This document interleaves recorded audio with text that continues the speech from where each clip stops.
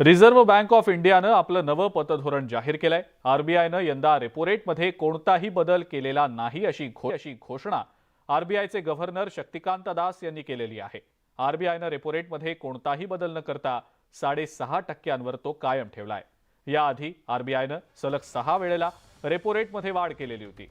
Repo रेटचा दर स्थिर असल्यानं कर्जधारकांना अल्प दिलासा मिळालेला आहे।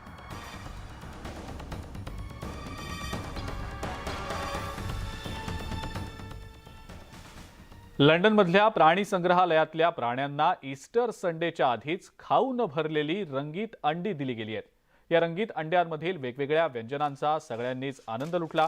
यामध्ये मिरकाटस माकड आणि सुमात्रन वाघाच्या बछड्यांनी ही अंडी दिसता क्षणी त्याच्यासोबत खेळत त्यातला खाऊ फस्त केला। उपस्थित पर्यटक आणि लहानग्यांनी या सगळ्या दृश्यांचा आनंद घेतला।